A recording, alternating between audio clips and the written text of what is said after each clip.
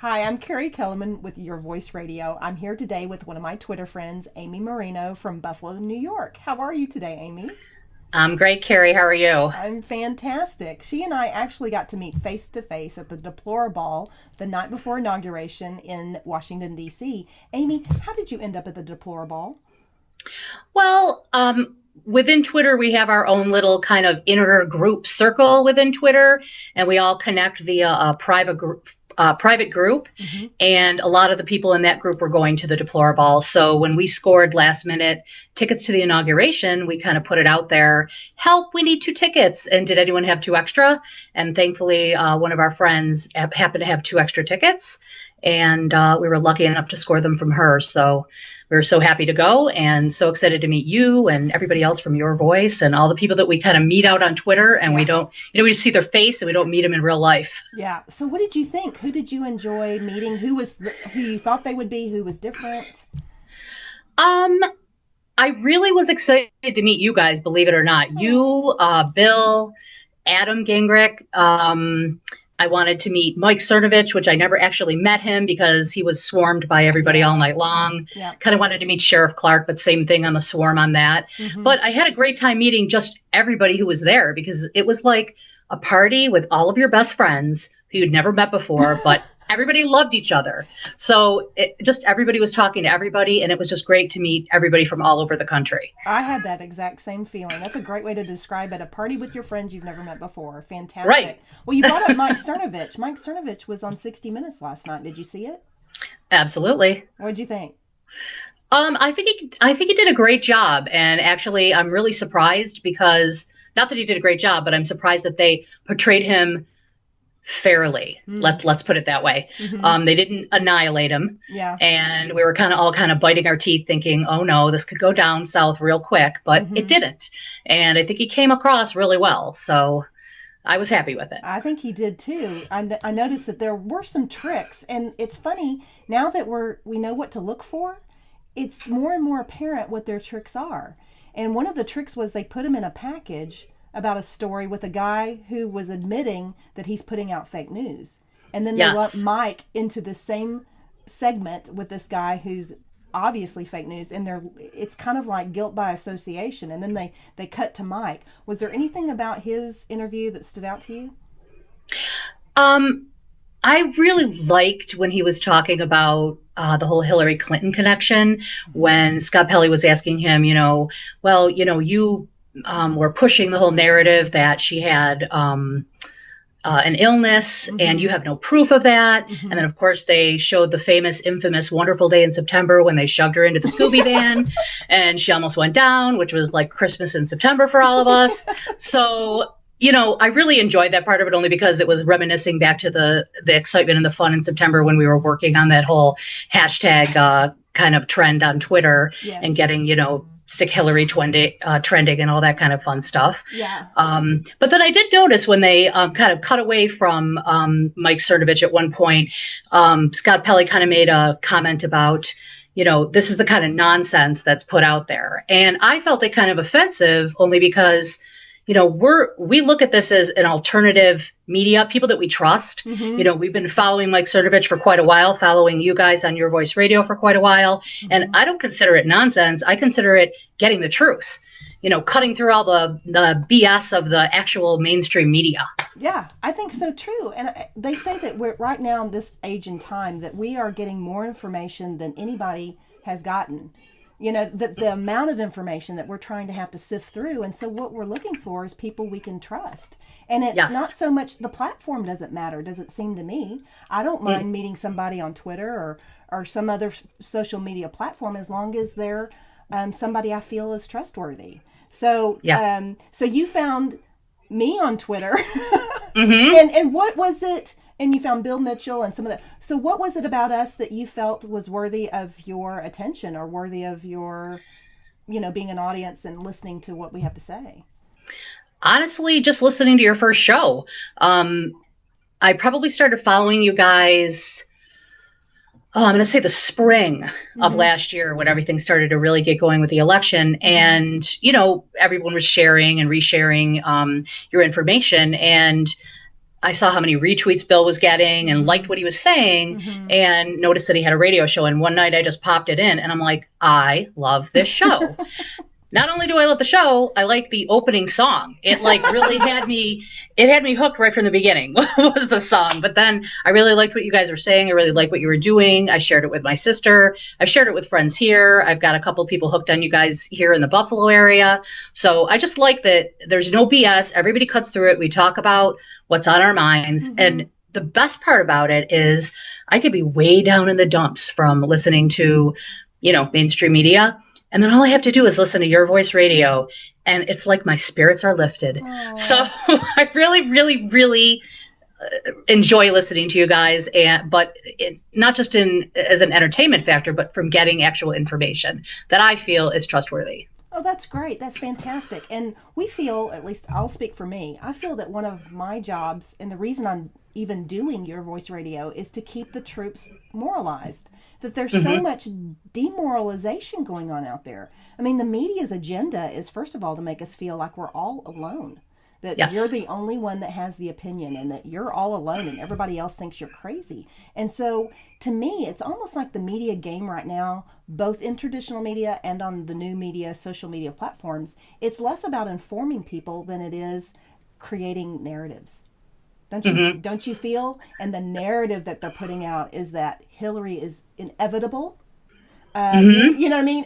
And so I never really thought the battle on Twitter and some of these other places was necessarily, here are the facts, or here's the, it was about fighting this fake narrative that they were putting out there, and to make people realize, oh, no, there are a lot of Trump supporters out there. We come from all over.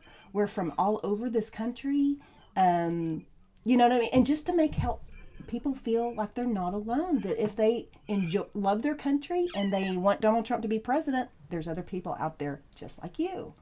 Oh, absolutely. And I think that was exactly their point during the election, was to make Trump supporters feel like there's not a lot of you out there and you have no choice. You may as well just vote for Hillary because it's, like you said, inevitable that she's going to be elected. And I knew deep down in my heart that was not the case, because I knew how I felt. And it's funny because I used to poll my clients every day, and the majority of them being women. Wait, first tell us what do you do? Who are your clients?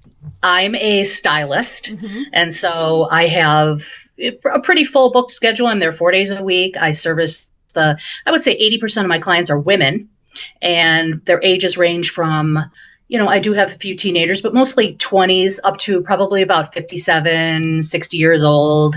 That's the age range. Okay. All different backgrounds. And I live in a liberal state.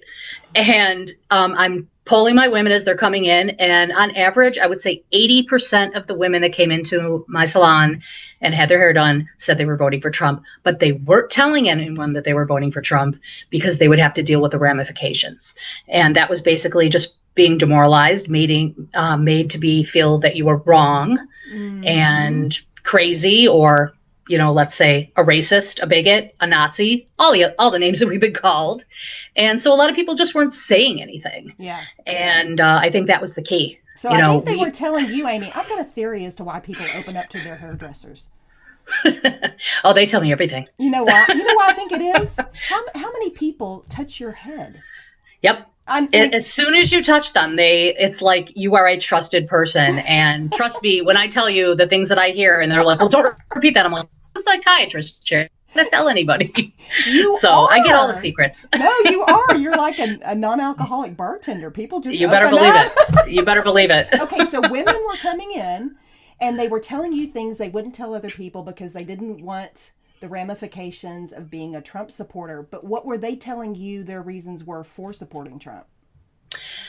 I would say probably number one, they were just sick of the status quo. Okay. Sick of, I guess, programs that liberals like to push, and us footing the bill, I think, is the number one that people were saying is, why are we giving everything away for free? We have to, pay the bill for all these programs. we want to see more reform on that. And immigration is a huge one too. We are right on the border of Canada here. Not that we have a lot of immigration from Canada, but our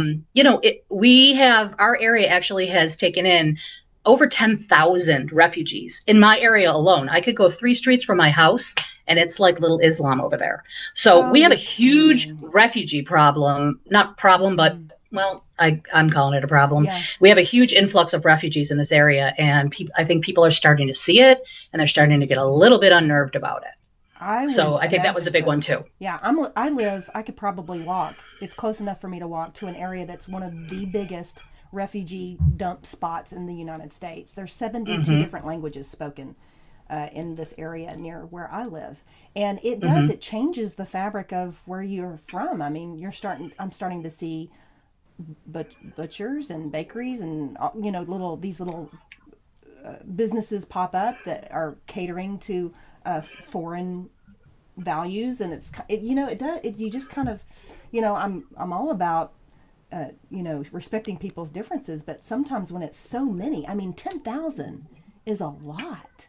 And it's funny because they were talking about this. I can't remember where they were talking about it, but they were saying that these communities welcome these refugees. They want them there. They make the community better.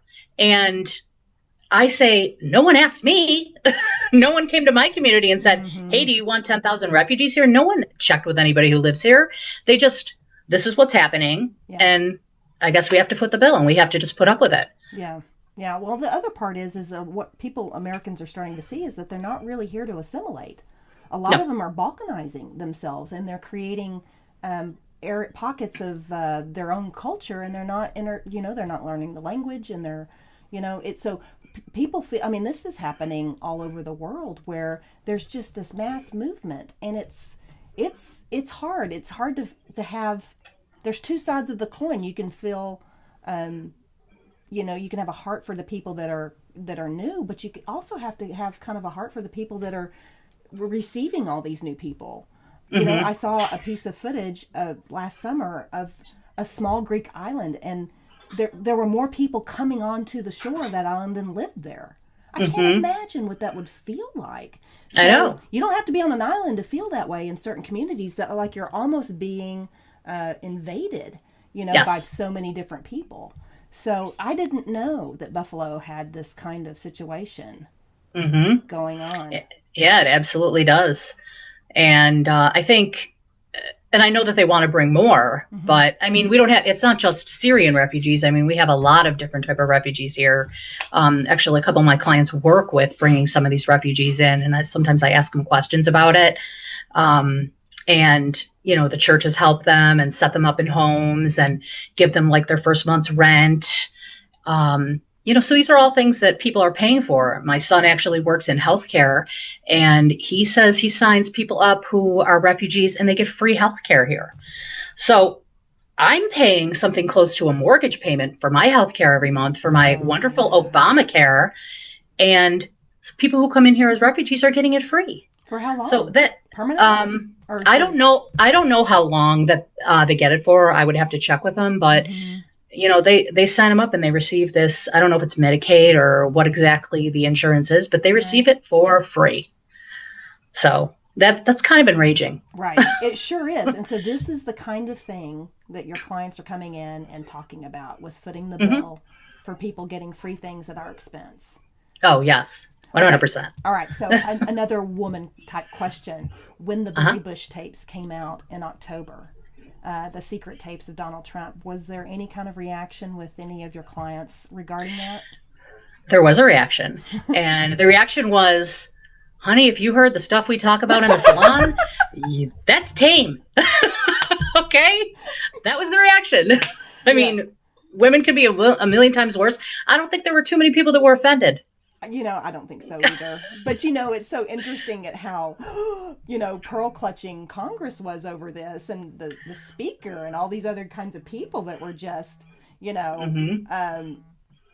oh my gosh, he has to step down. We can't support this. It doesn't reflect our values. And I think most of America collectively rolled their eyes at this and just went, oh, yeah, I think most women did. I mean, that was the reaction that I got. That was the reaction that most of my friends had. Mm-hmm. As far as even the men saying that they were offended by it, I mean, come on. I mean, I guess these women who they're married to have a lot of control over that relationship. I don't know. I mean, I don't think anyone took it too seriously here. Like you said, it was kind of for entertainment. It was what he said, locker room talk. I mean, this is how guys talk. Yeah. I mean, a million times worse. Yeah. Yeah. And he didn't even know he was being recorded. It was secret. Right. And it was 11 shady. years prior.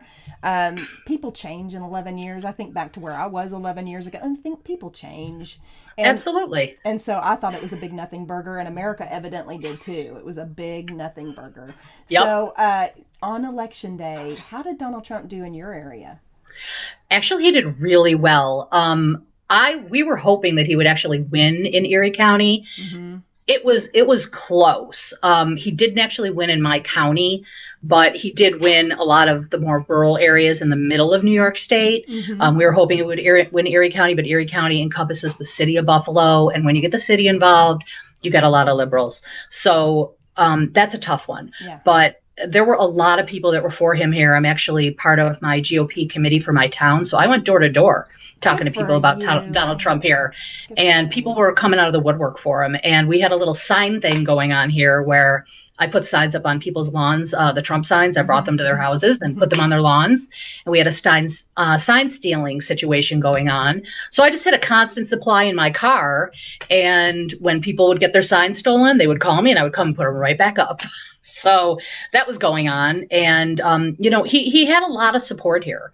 So, I really wish we could have got him to get Erie County, but, I'm glad that he did so well that he did in our county. I think he did too. And if the election were held today, what do you think he would get more votes or less? How do you think people feel? I think he would get more because I'm seeing people who voted for Hillary Clinton, but they're saying now, hey, I'm willing to give him a chance. I'm liking what I'm seeing. I'm willing to see what happens. Let's let it play out. Let's give him a chance. Let's see what happens. So I'm thinking like what they've seen so far that, he might even get more votes at this point. I think so too. I think Americans deep down want to like their president.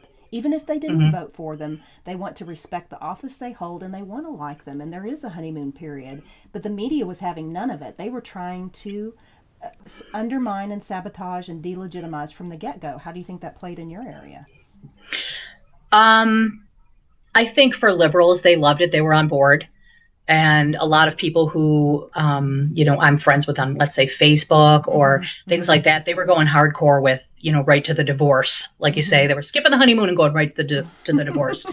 But, for my people who I connected with, who are conservatives, Republicans within my Republican Party, they were having none of it. They were still supporting them. They weren't backing down. Even though, new little things would crop up, it seems like every single week, they try to push some other narrative or push some other scandal or hope it catches on. We're just not buying it. We're just not buying it. So I guess it doesn't really matter. It's not to say that it doesn't matter what he does. Of course, I'm not going to say I'm going to agree with everything that he does. Right. But as far as the platform that he ran on and the ideas that he wants to put into play, I'm behind it. And I think most people are. So I think you're right. That's awesome. Okay, so one last question. I love to ask people this. Where do you get most of your news? Like during the course of the day, how does Amy Marino in Buffalo, New York stay informed? Well, I will watch Fox, catch up and see how, what they're talking about. But I'm always going to Twitter. I'm always watching Your Voice Radio. I'm always checking out my buddy Adam and seeing what he's periscoping about. And, those alternative type, I guess people like to call it alt media. I like to pepper that in too and like really read all aspects of it and really assess for myself. So I'm not just listening to one point of view. I'm listening to multiple point of views. Well, gosh, Amy, it sounds like you're super smart. You're exactly the kind of person the media doesn't want. They want you passive, and they want you to just watch and take in everything they feed you. You're not doing that, Amy. They're mad at people like you. Oh, well. Oh, well. Oh, well. Well, I say if they're not going to do their job, we will, right? You bet. You bet. Well, it is so great to talk to you today. I hope we do it again soon, and I appreciate you spending a little bit of your afternoon with me. Anytime, Carrie. Thank you very much. You're welcome. Talk to you soon. Okay, bye.